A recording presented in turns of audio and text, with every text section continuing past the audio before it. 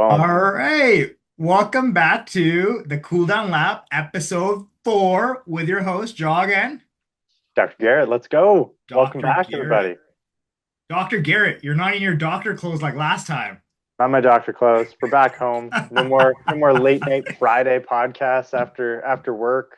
We're back Yo, on a that regular scheduled Wednesday. We almost missed it because I didn't have it in my head that today was Wednesday. But here we are. Thankful that Joggy reminded me. and that's how committed we are. At least committed Garrett is. Straight from the office, on the laptop, straight up helping patients. I was like, wait, pause. I'll save your life in a second. I gotta do an F1 podcast. Yeah, exactly. Pause. Patient waits in the other room. We podcast and we go back and we finish Yeah, again. just going back and forth in the podcast. Oh man, crazy week, eh? We got some tea for y'all. Some tea.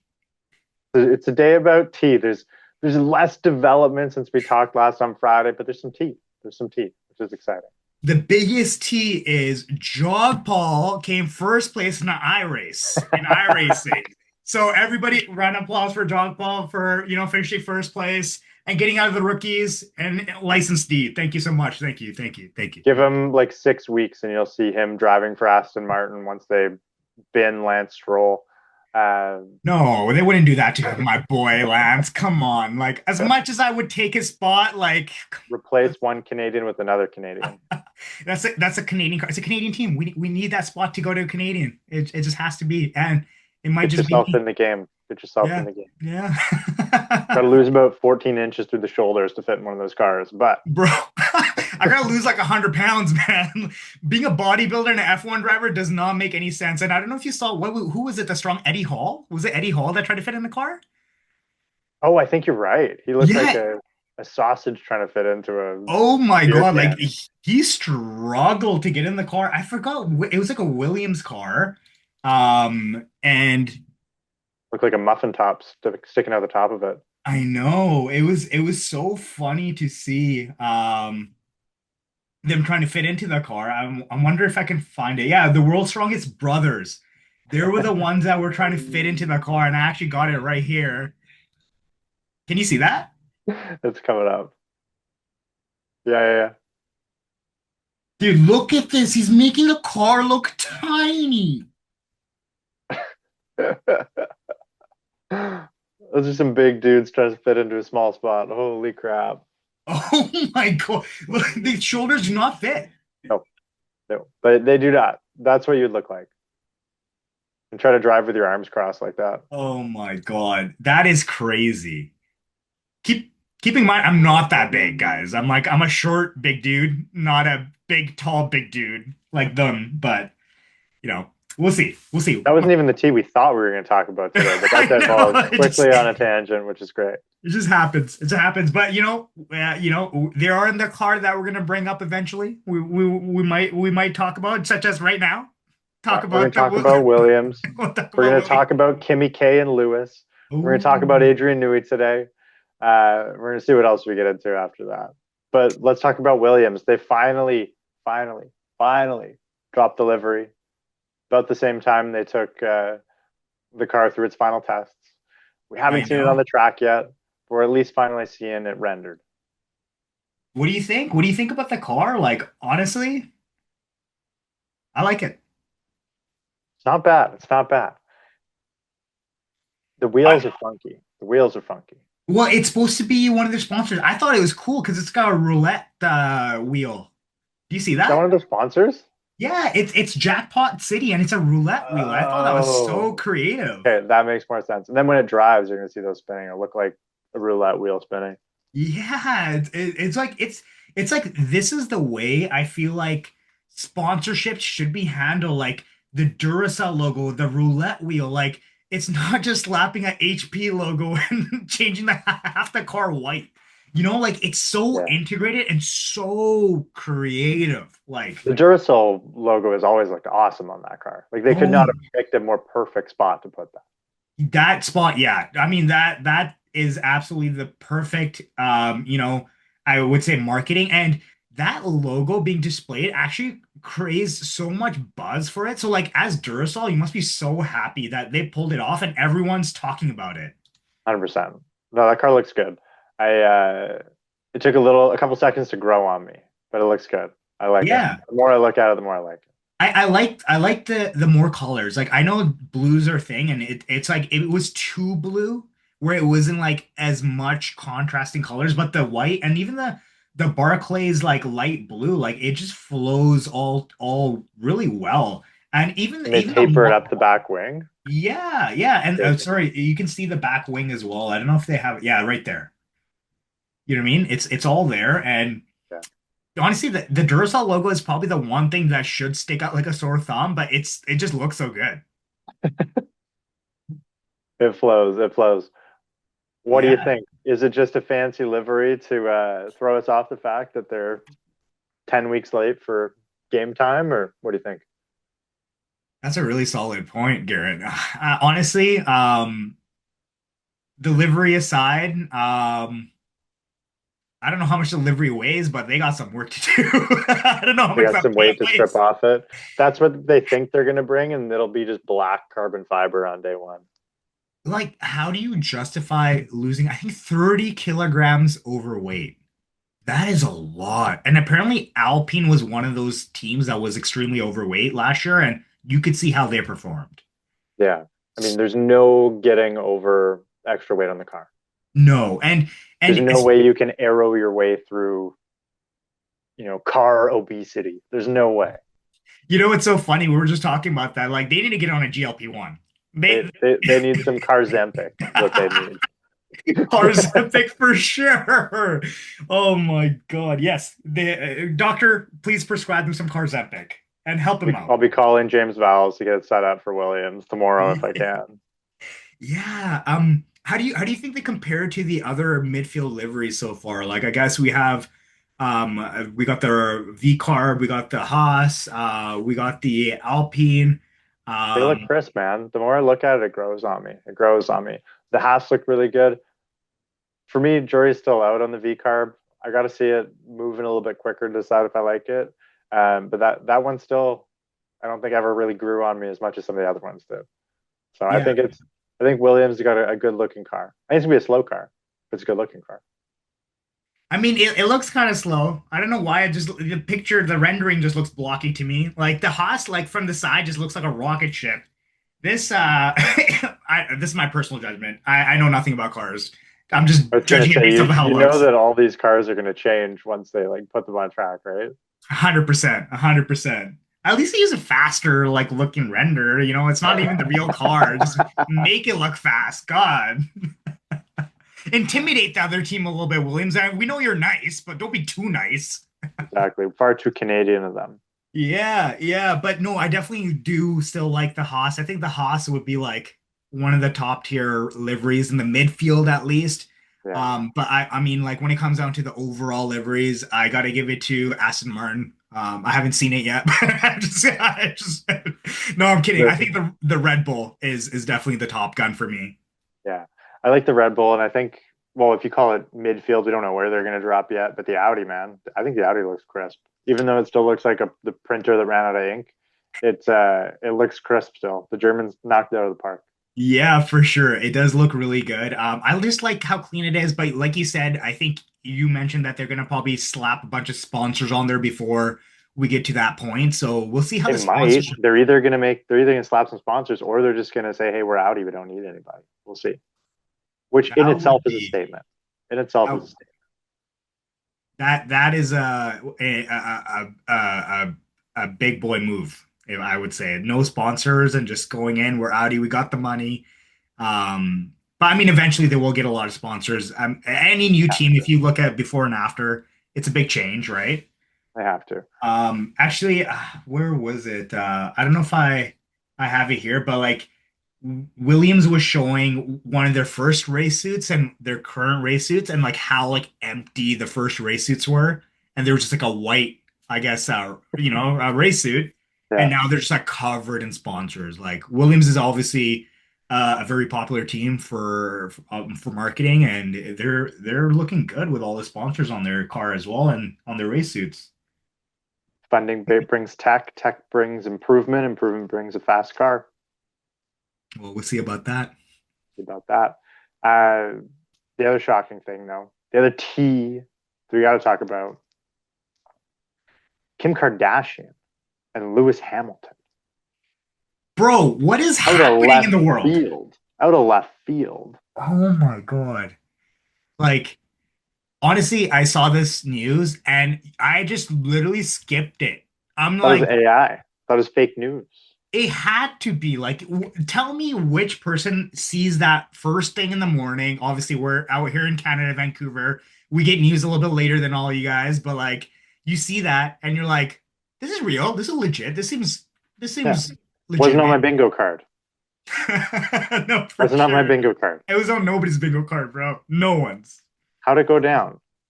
Well, according to the notes I have here, multiple media outlets report Kim Kardashian and Lewis Hamilton were spotted together in Paris. Ooh, sparking fresh dating speculations.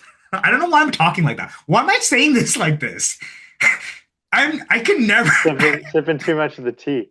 Sipping too much of the tea. It's like I'm like gossiping. I feel like I'm gossiping right now. You are Like, gossiping. You even okay, printed out your notes. This is the only part he printed out.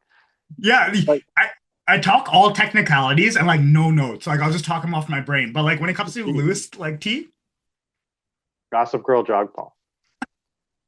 let's see what else they travel from She UK. flew all the way from LA to UK, Yeah. took two cars, one for her, one for her suitcases. Lewis showed up in a helicopter, spent the night together, bought out half of the estate that they were at, had a romantic evening for two, parted ways thereafter. And fun fact that two of the cars, like you said, one was for the suitcases, 8 suitcases for one night. What the hell? What's going on? I think Lewis takes less shit with him to a race weekend. Yeah, for sure. How many outfit changes do you need for one night out? And also one bodyguard for the Birkin. That's where we're at. That's where the world's at right That's now. more bodyguards than I've ever had escort me in my life. She has that for her luggage. Her luggage, her bag, bro, her bag, her very pricey bag. What does this mean for F1 though? Does this mean that the Kardashians reality show is going to take over and run F1? Is the girl gossip going to meet the guy's sport? How is our internal worlds going to collide here? Or is this just, a happy piece of publicity for the sport? What do you think? Honestly, like it's gonna go a little bit both ways. I think it's gonna be really great. I don't think F1's gonna mind that Kim Kardashian is, obviously blasting F1 Ferrari, and marketing for them. I think, what was that football team that had Taylor Swift at the Super Bowl or was dating Oh, someone? yeah, yeah, And yeah, all of a yeah. sudden the Dating viewership Travis just went, Kelsey. yeah, Yeah. just went up like crazy. It might have that effect, but for Lewis, like, is Kim Kardashian gonna make Lewis go faster? I hope so, for his sake. Publicity or speed? Is this going to be the influx of cash that Ferrari needs to make it big again? Well, I don't know. Like, I think you and I were talking about this a little bit with Lewis coming on now. Kim Kardashian and Ferrari being Ferrari, with the amount of ego and reputation they bring, seems like they're a big time milking that marketing aspect quite a bit, bringing people that bring that social influence, that influence, build their brand, build their marketing, and not build very fast cars as of yet. So maybe that says something. The egos might weigh them down, but the pocketbooks at the end of the day will be full. Yeah, yeah. I mean, I think you brought up the point where, Lewis Hamilton coming on. How much did they increase in value? Don't fact check me on this. This is Yeah. years past information, but they gave Lewis a ridiculous multi-year contract, like in the hundreds of millions of dollars. And within, a week of him joining Ferrari, if memory serves, the improvement in their stock price basically covered his salary. Talk about a smart marketing decision. You bring on a figurehead like that, you involve him with Kimmy K, that covers your cost for the year right there. Even if you're, in the midfield or the bottom of the field, that covers your costs. Oh, for sure. I mean, to have that kind of influence on a team like Ferrari, where you make the value of that brand go up, just speaks volumes for Lewis Hamilton, but also speaks why that happened, Like, you have a great driver like Carlos Sainz who was doing it. He was doing well and he had the opportunity to keep doing it. And you Performance versus influence. performance versus influence. Well, how crazy is that? We're in a sport where it's a sport, it's competitive, and yet if you have the influence or you have some sort of backing, you're good. You're good, bro. You're in. You're in. Bring the paper, bring the money, bring that fame, and we got you covered. We got a comfy seat in a fast car for you. I'm just hoping that it helps the sport grow, man. Kimmy K getting into the sport. What does she charge? $1 million an Instagram post? Get her What? at yeah. That's her going rate for an Instagram post, as far as I'm aware. So how do you know this, bro? Like, I know. Tell me what are about you it. what are you doing with this information? Well, Hmm. she was marketing for a little bit for Pronuvo, this like full body MRI company out of the States and in Canada. Oh, And she did a post for them just because she enjoyed their service and got them a bunch of free publicity. And people at that time were throwing around $1 million a post number. So again, completely unverified. But she charges a shit ton and her reach is huge. So if yeah. she starts posting F1, like you said, could be like the Super Bowl, you could end up with a way bigger audience than you've ever had before. Could this could be there was the Drive to Survive era, the F1 movie era, the Kim Kardashian era for F1. Well, Hot takes. it's been happening. Like, think about the shift. Like, even when Hollywood got involved with the F1 movie and Lewis Hamilton, like, it seemed like it was going this way, where even to to Austin, Texas, Circuit America, Coda, Vegas, all these celebrities are rolling in, and like there used to be celebrities obviously always rolling in, but it seems like the amount of celebrities are getting more and more where we're not even able to keep up at times, like who showed up, who's there, right? The And caliber of celebrities, you're not getting, the guy who raced in F1 30 years ago. You're getting the person who's hosting the Grammys or who's headlining a big concert, who's running their own for reality TV sure, show. I It's a forgot different group of people. it was. I think Beyonce was there, and like she was wearing a MotoGP outfit, and like people are commenting, they're like, "Does she know like this is Formula One?" Or like I forgot what that was all about. But Beyonce, Jay-Z, like Will Smith, I don't even know Shaquille O'Neal. Like I've seen him there. Like Terry um, Crews driving the Lego car last oh, year, making his way Harry, downtown. and then Max with those square Lego glasses vibing out in the back. That was fun. It was fun. Yeah, I Brings like that. publicity, it brings money to the sport, gives them a reason to do it, and it gives teams a reason to go to war. Gives teams a chance to put two fast people in the same machinery and see how fast they can go. What do you think of these teams this year? Who Yeah. like we're talking driver pairings. Who do you think like which teams are doing it right? You've got teams like Red Bull that throw a clear number one, number two. You throw teams out there like McLaren who've got two number one-ish drivers fighting with papaya rules, all the way down to teams who like Cadillac who've got two number two drivers battling to see who's number one. What do you think of these pairings now that things are shaking out? Yeah, honestly, like, okay, let's talk about like the main approach first. The number one, number two, or like let them race. I honestly think in the interest of like the team, there's the clear number one, number two has to be there. If you're looking at the interest of the team, but that also depends on the actual driving pair. Like if you clear example, Verstappen, Hadjar, like there's a clear number one, clear number two, right? Which works. And then you have someone on the other side, which is someone like McLaren who has two number one drivers, like Lando, Oscar. I would say that's probably one of the best pairs in the whole grid right now as a driver lineup. Whereas they have to let them race because I feel like if they don't, they're gonna lose one of them, right? And for a Formula One team to have two number one drivers, that's like the ultimate goal, right? But is that in the best interest of the team? We can see kind of into the second half of the season, like it really wasn't because it kind of shot them in the foot and put them behind. Shot them in the foot, shot Red Bull in the foot when they had Max and Danny. So Yeah, for sure. But who do you think? Like, let's go into the actual pairs now. What do you think? Who do you think is like one of the top pairs? And who do you think can edge out one another, like for the teams that let them race? Like, we got Cadillac, we got McLaren, Ferrari, even at this point. Like, who's gonna edge the other driver out? I mean, we know looking at Red Bull, we know that Max is going to kick the shit out of Hadjar. Yeah. There's no second guessing that, unfortunately, and that's what he's coming in there to do. Um, I think at Racing Bulls, I think Liam takes Arvin out again, a little bit more experience. Arvin's coming in to figure things out. Really? I've heard really good things about Arvid. Like people are Yeah, putting but them it's your neck and neck. first.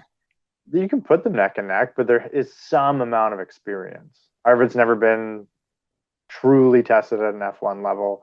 He hasn't had the F1 um, experience. I think he has the potential to take his teammate out in year two or even the back half of the first year. But I think you're going to see Liam Lawson walk all over him for the first half. Then what do you think is going to happen to Liam Lawson in the long run? Do you think he stands a chance to stay, keep his seat if that happens? Depends if Hadjar shits the bed or if he knocks it out of the park.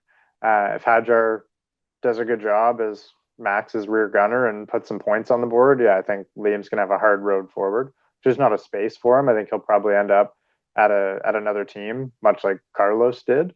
But if he doesn't put up some good numbers, then Yeah, off you go. yeah, It's a cutthroat sport. I think as you make your way through the teams, McLaren and they obviously put themselves under the most amount of pressure trying to run two guys who are going to be battling it out again. And I think you probably have more trouble with the Paya rules this year because you take someone who's got the number one on their car and someone who is pretty damn sure he should have had the number one on his car and probably felt a little bit hamstrung in the last season. And I think that Oscar's going to come gunning with a whole lot of FU energy and take those Pyro rules and throw them out the window. yeah. So do you think the papaya rules will even stand if he comes in with that mindset? Do you think that that's something that they're gonna do, or do you think that the team would naturally levitate more towards Lando since he is the current world champion?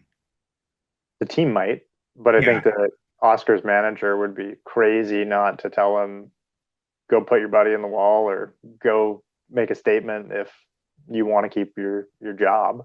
Yeah, If he yeah. doesn't lay it down, then he's committing to being number two.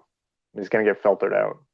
But okay, now this kind of brings up another question. When you're in a car like McLaren, aren't you okay being number two? Because you always have the potential of winning in a car that is gonna be the fastest. If you move on, or if you do that and you have to move on, where do you go from there? I don't think you're okay being number two, though. No, I think I you're okay battling it out. And if you get beat, sure, race with yeah, the fastest car. But if you're there and you think you could take it, and you're one of the fastest drivers in the world, and they're like, no, no, no, go sit at the kids' table. You're yeah, not okay with that. At but that like point, you're okay. finding another team in a development cycle, and you're like, hey, bring me on. Let's go kick the shit out of them next year. So where do you think Oscar could potentially go? Saying he is like, fuck this, I'm done with this. I'm clearly being made a number two when I'm not. Where would he go? Aston. Thank you. Thanks, bro. I was hoping you'd say that. No, I mean, you know what? Like all credit to Aston because their development program for the last 4 years has been something that's talked about very highly, and it's something that we're just waiting for that outcome, but everyone kind of expects that outcome in the back of their head. It's like one of these days, Aston's gonna do it, you know? So, Well, also, they need to get rid of Lance. And at that oh, point, Fernando's going to be wanting to mentor someone and push them through, and he'll eventually take a step back and take the mentoring role. And I think that someone like Oscar or Max or whoever gets pissed off with their team first and jump ship yeah. will end up taking them to a championship. For sure. Well, we'll get back to acid and this hypothetical in a bit, but going back to the drivers, what do you think about Ferrari's pairing? we never really talk Fight. about that, but like it It's a is. fight to the death, but I think that Charles still has some of that, young, excited energy, and Lewis has won a shit ton of world championships. He's awesome. He's shown us that he can be one of the greatest drivers in the world, but we didn't see that same fire from him last year. We didn't Yeah. see that same all drive through walls and knock you out of the park kind of energy. So I don't know if he's just tired, if he was really uninspired last year, but I think you give it to the guy who's young and hungry. I think I agree with you. I think Charles would edge out Lewis. Now, let's consider that they have how about all the teams? All the teams have equal machinery. Would you put Lewis and Charles closer to, I would say, Lando and Oscar in terms of the driving pair? What you're talking about for a pairing as opposed to a single winner. Yeah, and not as a single winner, as a pairing, as a driver pair for a team. Yeah, I'd put them up there for sure. Yeah, yeah, I still think the young guys are going to go for more opportunities. I think yeah, McLaren would still win, even in equal machinery, because Oscar and Lando are younger and are going to throw a car down the inside without a whole lot of consideration for the outcome. yeah. Uh, but I think it'd be a fun season to watch if they all had it. Well, then talking about young, we haven't even brought up Kimmy and George. What about them? The experience isn't there yet. Yet. Right. Yet. Yeah, It'll happen, but not yeah, yet. yeah. I put them third in that. If you're I'm, talking about McLaren, Ferrari, and Mercedes in equal machinery, I put them third. yeah, I agree with you. I think George and Kimmy are a pairing that's gonna be it's gonna for Mercedes gonna be very fruitful in the next year or two, depending on how this season goes and how the car is. Because the looks of it and the rumors of it, they're they're gonna do good. They're gonna do good. I don't doubt that for a second. Unless the Yeah. car blows up, we'll see. I don't think it's gonna. I think those collective 1,000 laps in the shakedown show that they're somewhat reliable. As sad I as think I they're am spot because I on. did want them to blow up and Aston and Honda pull through, but it seems a little bit troublesome for us. Talking Honda though, and Adrian Newey, we're 4 months behind. That's a big headline from that guy. Yeah, it's crazy that, obviously we know Adrian did come into the team a little bit later into the season. I would say midway through early on before the summer break, April, March, April. And that already put him a couple months behind in terms of like development of the 26 car. And it shows in the shakedown, right? They came in pretty late into the shakedown, and day one they had a sensor issue, and the car stopped after 5 laps. And day two they got 66 laps in, but even that was done in a limited capacity, to a certain extent. So Adrian was pretty much explaining that the wind tunnel was the issue. The car wasn't put into the wind tunnel until much later, whereas rivals were already obviously using the wind tunnels, doing their testing, and making changes to their car as necessary. But what do you think about that, Garrett? Like, especially with someone like Adrian Newey, who apparently can draw and visualize wind and air movement. Yeah, he's one of the only designers left that's still drawing cars. We demonstrated I don't have the ability to do that, even to get close to something that looks like a car. Looks questionable at best. But yeah, he's a guy with a lot of experience, right? He's made a lot of these cars. He's made a lot of these fast cars. Um, and I think when someone with a lot of skill is honest and transparent about how they see things going, there might be a little bit of strategy to that. There might be a little bit of uh, fear from the other teams because he might have started late, but he'll develop it quickly if he's got more experience than everyone else designing those cars. Yeah, I mean, they got the crash test done, and they got the car to the shakedown, whereas like a team like Williams struggled to even do that, and that goes to show their experience as a team to even pull it together. Because if you are bringing the car out and keeping in mind, Adrian Newey used one of his last drawings to actually, fabricate this car and get this on the road.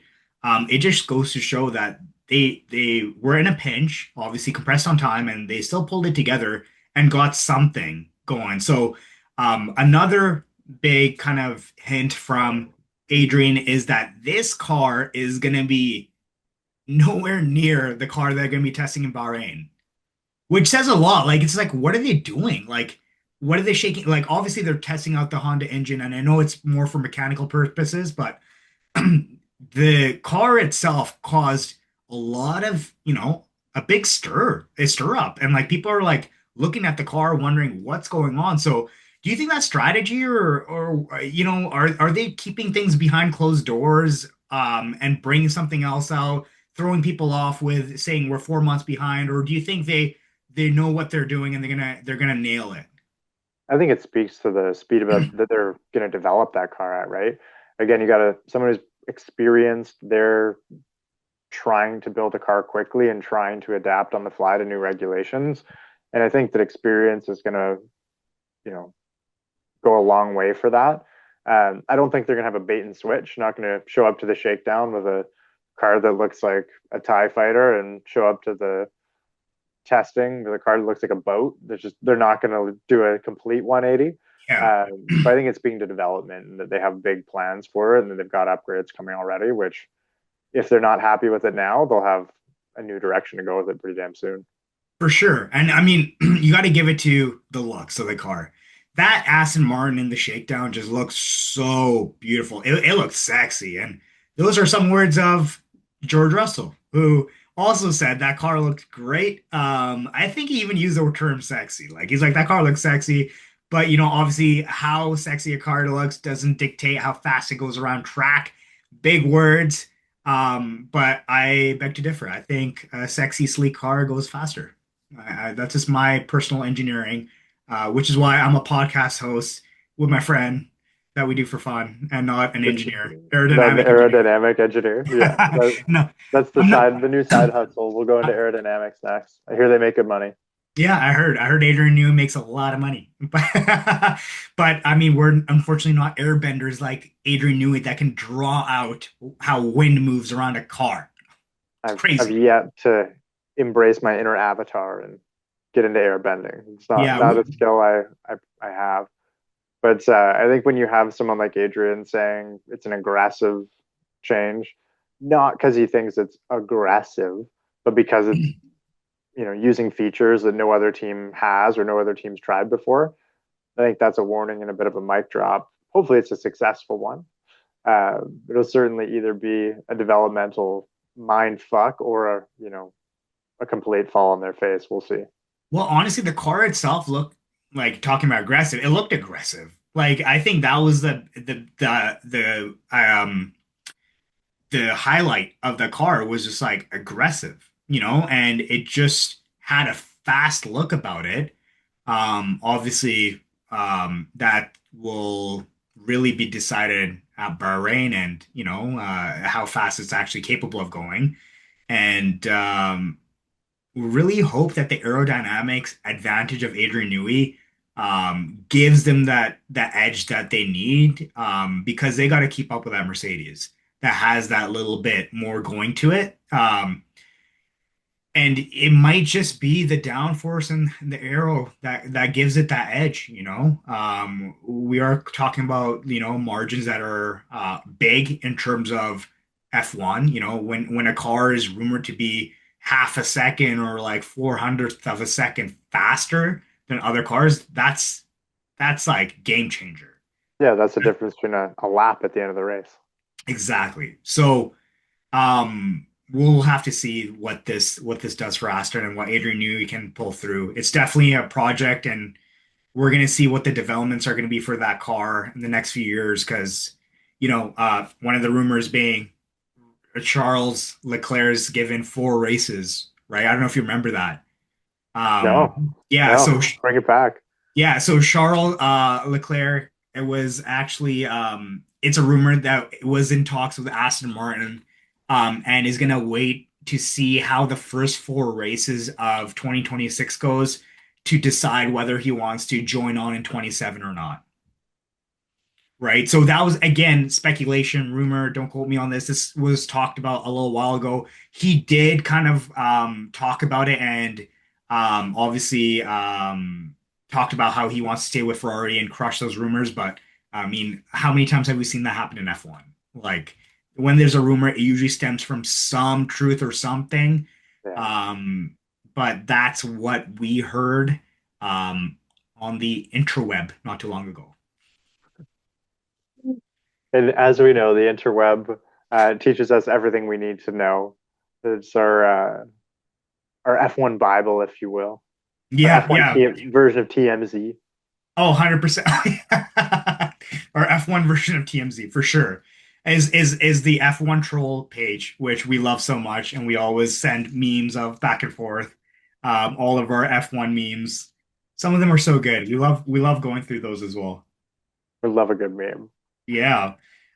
We should talk about actually, we were talking about teammates earlier.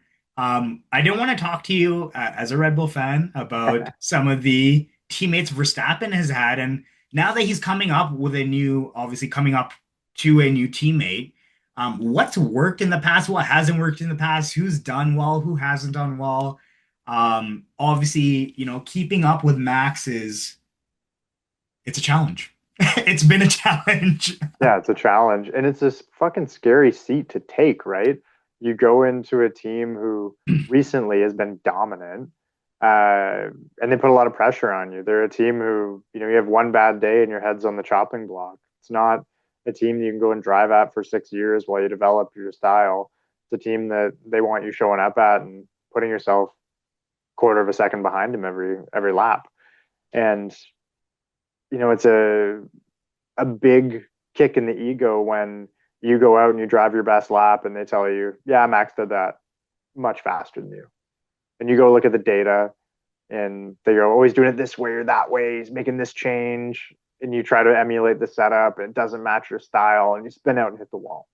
And I think there's been a lot of young, talented drivers, the Alex Albons, the Pierre Gasly, Yuki, Liam Lawson, who've been kind of thrown into the fire and been given an opportunity that they weren't developed for, and tried to keep up with someone who basically lives, breathes, and levitates around racing to the point where after Isaac put his car into the wall, Max flew home to sim race and fly back the next day to test the F1 car. Like this dude is never not racing.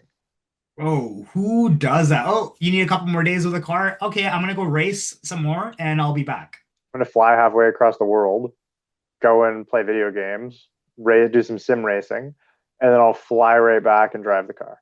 Brother, he's rumored to have a sim racing setup in his private plane. Yeah, I don't doubt that for a second. Like he's like Dude, he's dude called in sick to the F1 awards so he could sim race. dude, honestly, sim racing is very addictive, especially when you get first place. I totally feel for him. Like he's probably winning all those races, and I'm telling you, man, like as a winner myself, like it's an addicting feeling. Yeah, winners like to win, and when you're winning, you just want to keep winning. It's just You're, you're not first, you're last, as yeah, Ricky Bobby said. yeah, Uh, exactly. but yeah, I mean, like everyone throws these drivers under the bus. They crucified Checo. They crucify every driver that stands up beside him. Uh, I don't think it's their fault. I don't think they're bad drivers. But it's just like putting a baseball player who's pretty good up to try to hit the grand slam home run at you know the end of a world championship. So there's just no way you do that, not unless you are the next person of that caliber. And these guys, have been unfortunately thrown to the wolves. Do you think Red Bull is being selfish in the sense that they're just trying to find someone that is good enough to keep up with Max when honestly that's just a very difficult task to do? Like, should they be okay with someone just scoring points every week, sorry, every race like they've had in the past? But it seems like they were just not, it was just never good enough. Like it's like Max is winning, so you got to be in the podium or top five, every weekend. But realistically, that's hard to do when the car itself is built around Max. Checo was that guy. Checo is that guy. Checo Yeah. was that guy. He was scoring points. He was up there doing everything he could. And whether it's the fans or Red Bull or a combination of all of it, they knocked his confidence down. And I'm just happy to see him back with Cadillac and hope that he makes them regret that decision to get rid of him. But I think if they're going to find someone who's as good as Max, that's succession planning. That's not someone they think who can drive with them. Yeah. If they put two Maxes in a team, again, they'd kill each other. They'd crash out every race. They'd Yeah, be for sure. dive bombing each other into the first corner. It wouldn't go well. No.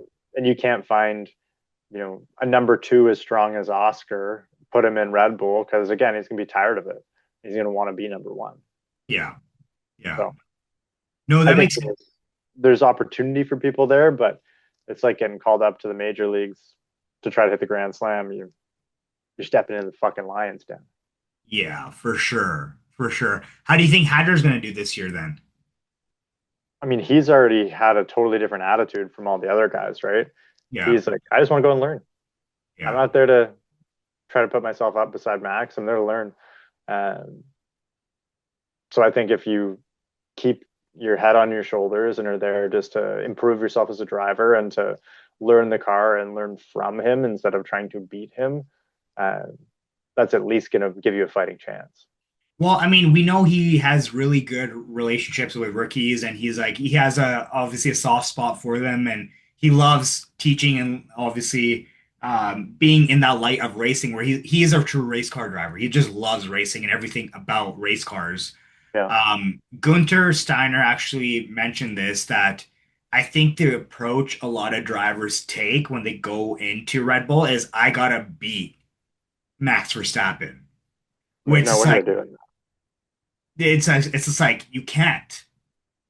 You just can't beat him, right? Like you have to go in with a mindset like even he said I think to a certain extent like keeping up with him is a difficult mindset to have. Like I think this approach that Hadro has, I want to go learn, be the best I can, and just develop myself, like focus on development is key because he has to learn how to handle that car. He has to learn how to drive that car.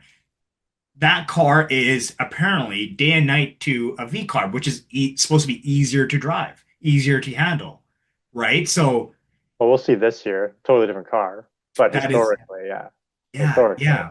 Which is also why I think he just the transition is perfect for him, right? The teams change, the management has changed, the yeah. car has changed, Learn it while it's new. Learn it while it's fresh. Don't try to come into something that's already established.